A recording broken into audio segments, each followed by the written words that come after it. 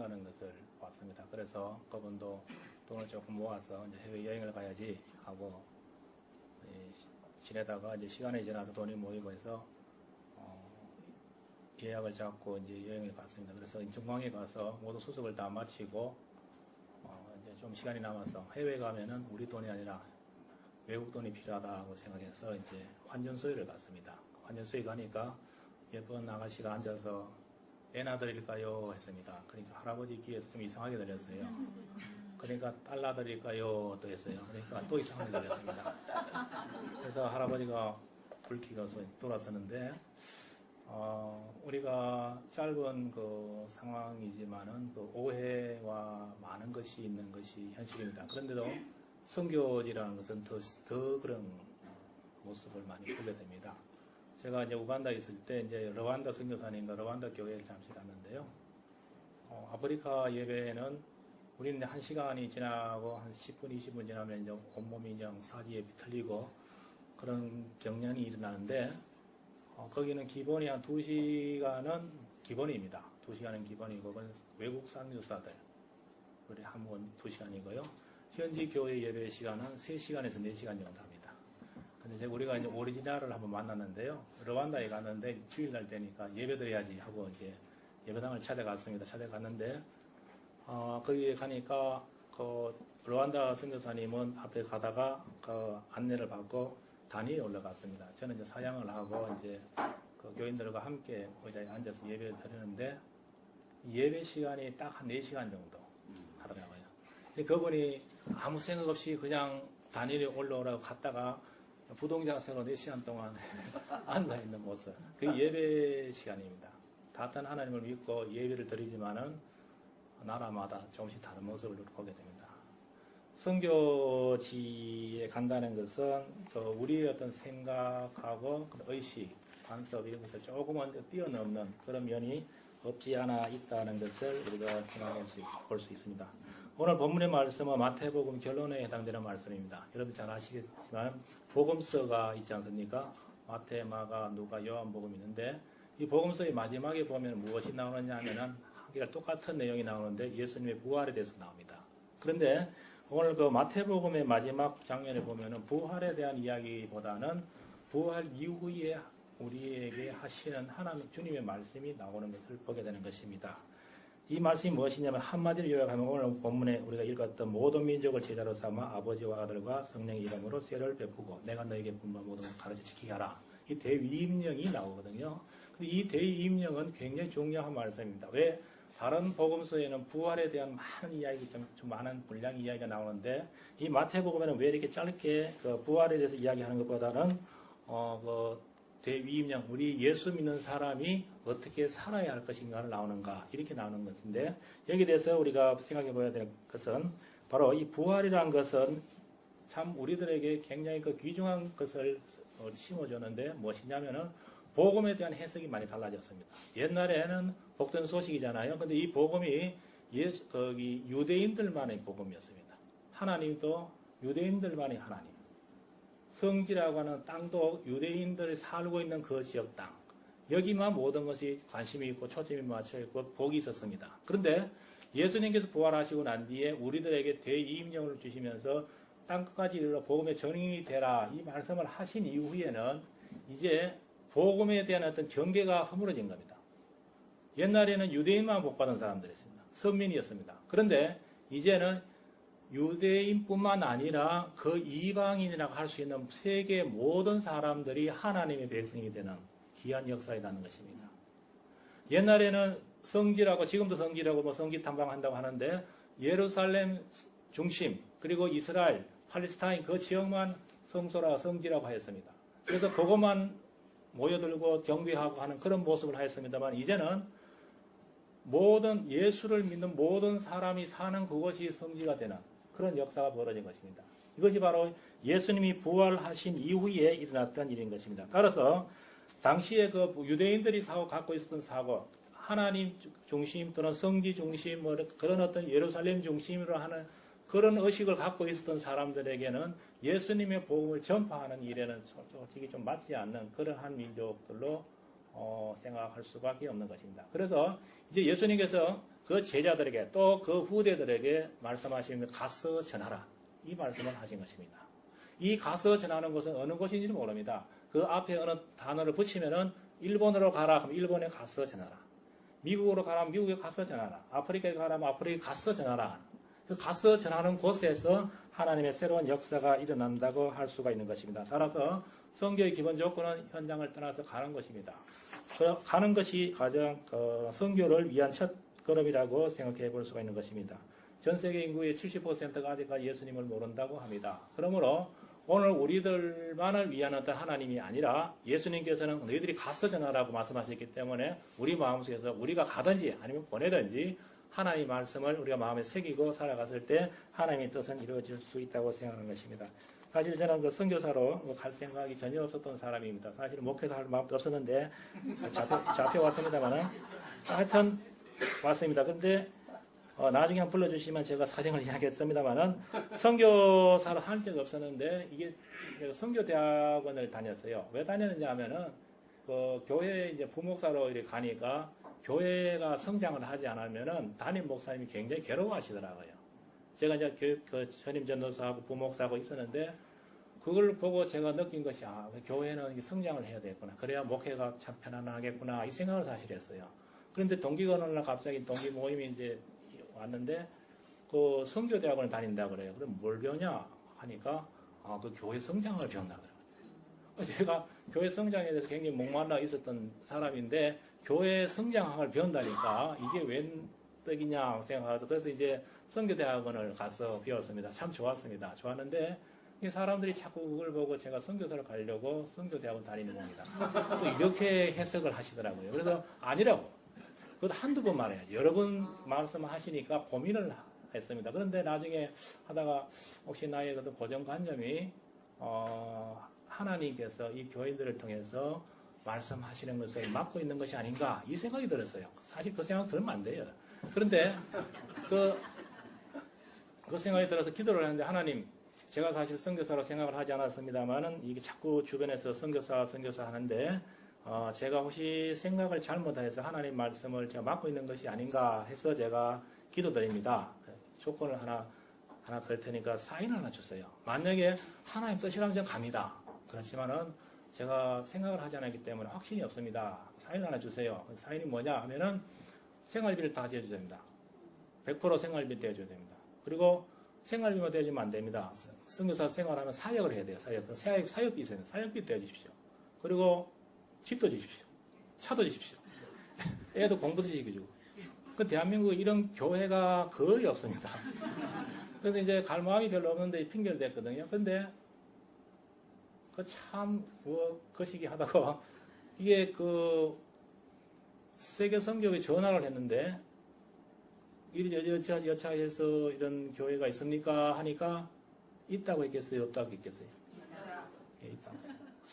참 미안했습니다. 그래서 제가 아무 말도 하지 못하고 이제 그런가 어느 교회냐? 그러니까 어느 교회다. 이렇게 해서 그래 찾아갔습니다. 찾아가니까 그 장로님들이 무슨 말씀하시냐? 거기는 전기가 없습니다.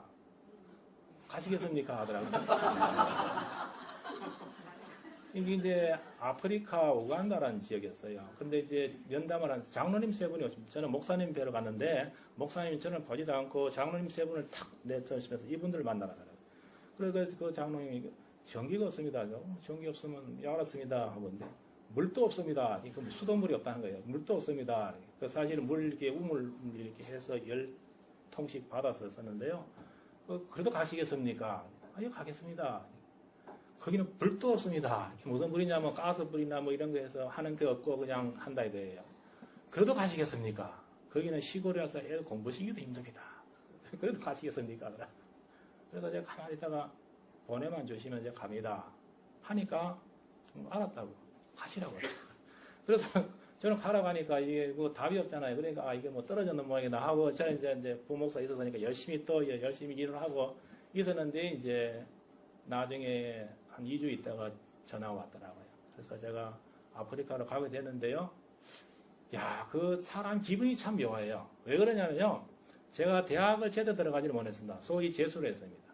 신학교도 재수했습니다. 제가 하는 것마다 해서 가는 건 다 재수래요. 제 뜻 안 되게 없었어요. 그런데 제대로 가는 게 딱 두 가지 있는데 뭐냐면 군대는 제때 갔어요.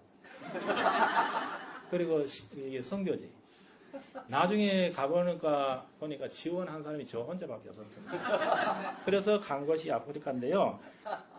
하나님의 말씀은요, 일단은 가라 할 때, 갈 때 하나님의 역사를 일어나는 겁니다. 두 번째 하나님의 말씀을 보면요, 가서 뭐 할 것이냐. 전도학자가 전도의 세 단계가 있는데 3P라고 합니다. 3P. 첫 번째는 살아가는 것. 현지 주민들과 함께 살아가는 것. 좋은 이웃이 되는 것입니다. 그런데 좋은 이웃이 되는 것도 좋지만은 두 번째에서 가는 것이 무엇이냐면은 전도하는 것입니다. 전도하는 것. 벌쉐이드라고 하는데 그 설득하고 전도하는 것. 세 번째가 뭐 3P라고 하는데 프리칭이래요. 설교가 예수 믿는 사람이 되어서 교회 와서 듣는 건데 두 번째 가서 전도하는 거 이것입니다. 우리가 가서 전한다 하는데 그냥 가서 선한 이웃이 되고 좋은 사람이 되는 거 할 수 있습니다. 그거는 예수 안 믿는 사람도 할 수 있습니다.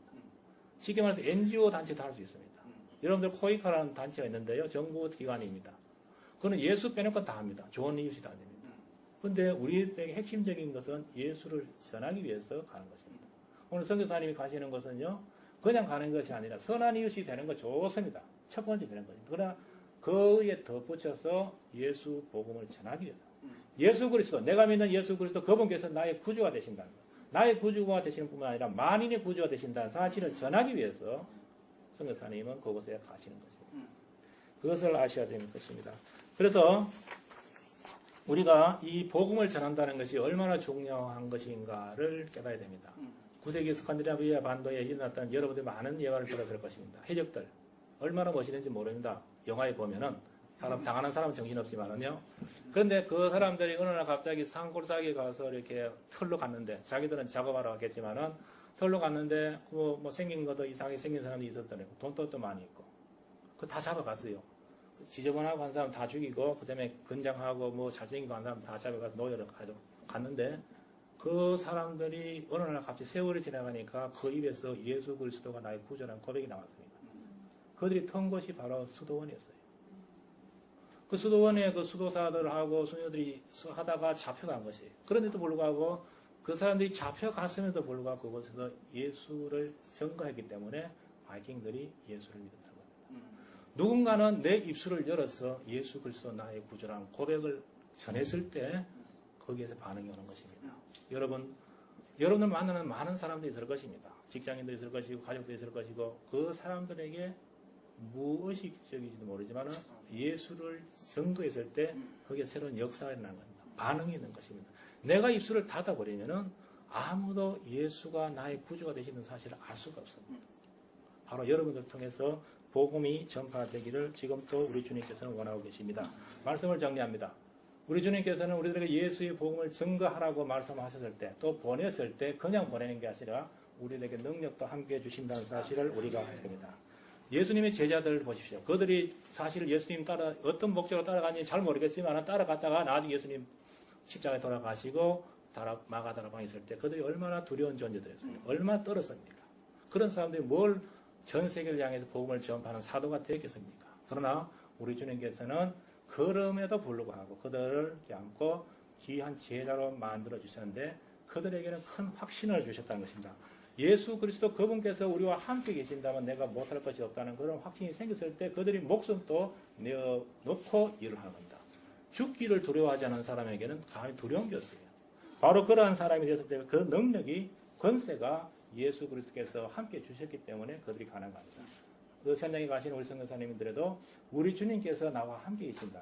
우리 중에서 나는 비록 약하고 힘이 없을지 모르지만은 나와 함께 계시는 우리 주님께서는 모든 것을 하실 수 있는 분이고 나에게도 권세도 주시고 힘도 주신다는 사실을 믿고 나가실 때 그 권세와 능력과 힘이 선교사님의 것이 될 수가 있을 것입니다. 오늘 이 시대에 보면 우리 별 것 없는 우리나라였지만은 복음이 전화온 지가 130 몇 년 되잖아요. 그 이후에 여러분이 잘 들었지만은 복음의 역사가 이렇게 번진 나라는 우리나라밖에 없다는 겁니다. 어제도 보니까 25주년 졸업하고 25주년 장신대에 갔는데 33인 중에서 거기 우리나라의 3.1운동 33인 중에서 장신대 출신이 5명이 있었다. 얼마나, 전 몰라서 33인, 16인이 기독교인이었다는 건 알았는데, 장신대 출신 목회자들이 5명이 있었다고, 이성훈 목 장로님하고 5분 있었다는 것을 보고 제가 굉장히 그 자부심을 가지고 돌아왔습니다. 마찬가지로 오늘 이 시대에 우리가 기독교인이라 하면요, 참 알다가도 모르는 게 어느 날 갑자기부터 종교 통계 나왔는데, 1위 종교가, 제일 많은 종교 어느 종교로 왔지요? 옛날에는 제가 어릴 때 중간 갈 때면 불교였어요. 근데 어느 날 갑자기 기독교로 바꿨어요. 야, 그거 참 깜짝 놀랐어요. 제가 그 소식을 듣고도 놀랐어요. 야, 언제부터 기독교가 1등이 되었구나. 1위가 되었구나. 근데 그 중에서 1위 기독교 중에서 제일 큰 교단이 어느 교단이냐고 제가 항상 합동인 줄 알았어요. 근데 문광부 통계에서 보면 통합적이 제일 많았다고 합니다.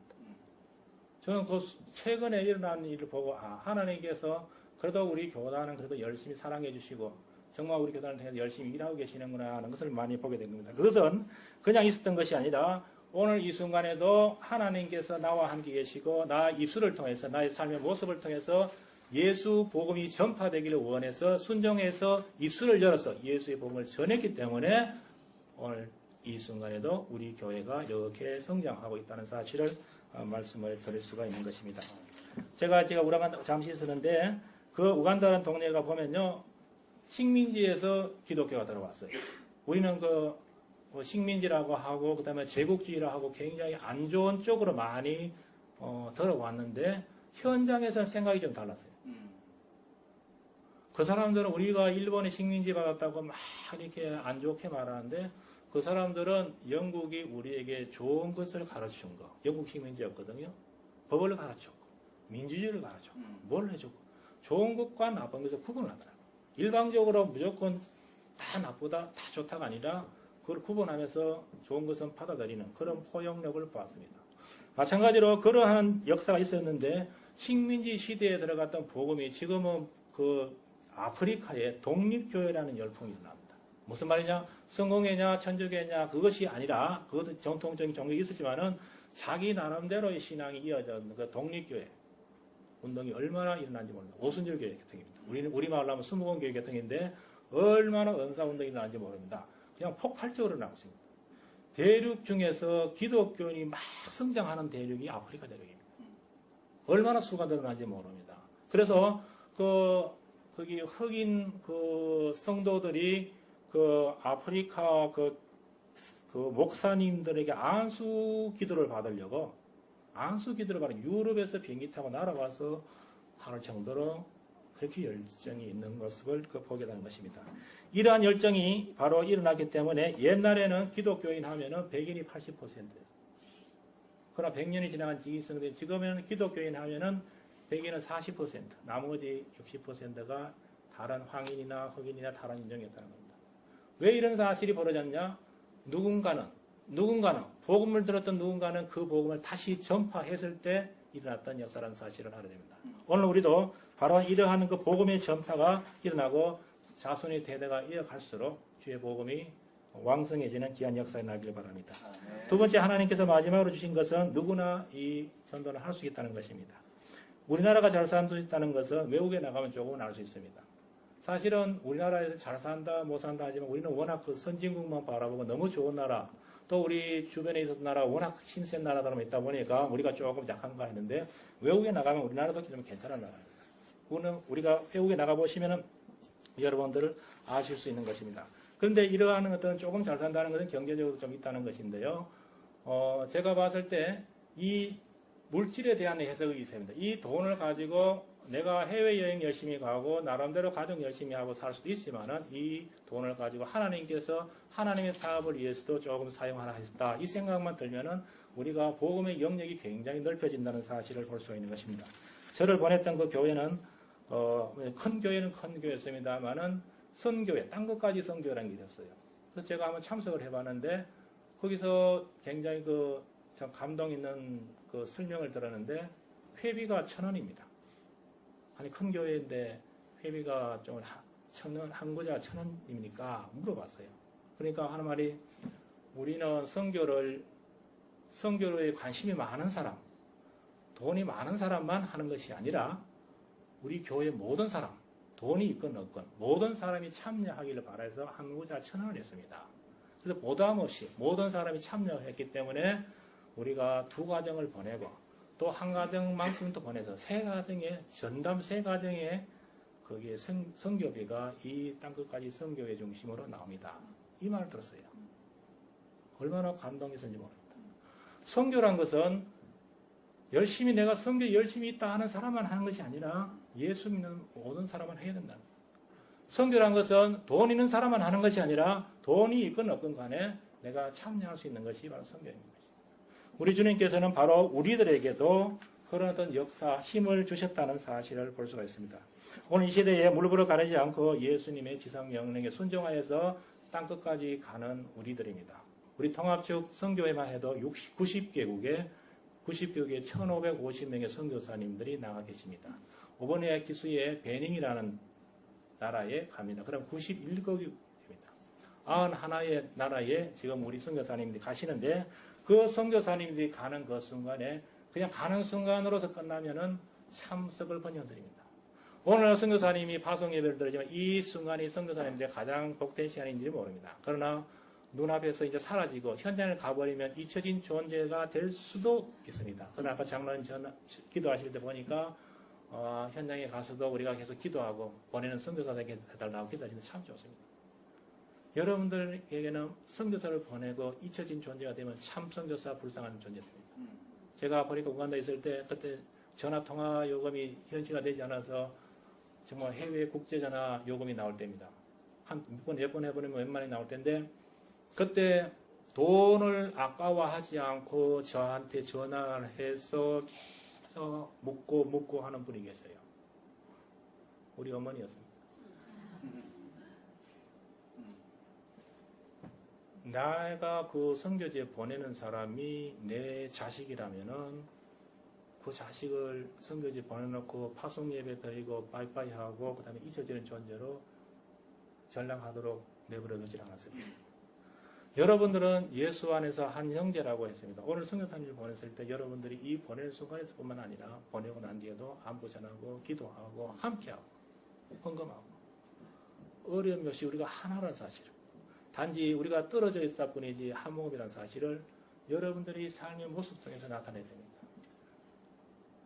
우리 어머니가 한 번 전화 몇만 원씩 가는 그거를 아까워하지 않고 하셨듯이 여러분들이 보내는 것이 그냥 내 자식이고 내 자녀고 내 동생이고 내 친척이고 삼촌이고 하는 그런 사람이 간다고 하면은 좀 생각이 조금 달라질 것입니다. 사랑하는 여러분, 오늘 우리 선교사님 파송식에 함께 하신 것을 참 감사합니다. 여러분 마음속에 우리와 함께 하는 그 하나님께서 나를 대신해서 우리 선교사님을 그곳에 보내신다. 이 마음이 내 마음속에 울려 퍼졌을 때 복음을 향한 그 뜨거운 불씨가 우리와 함께 번져나갈 것입니다. 기도드리겠습니다.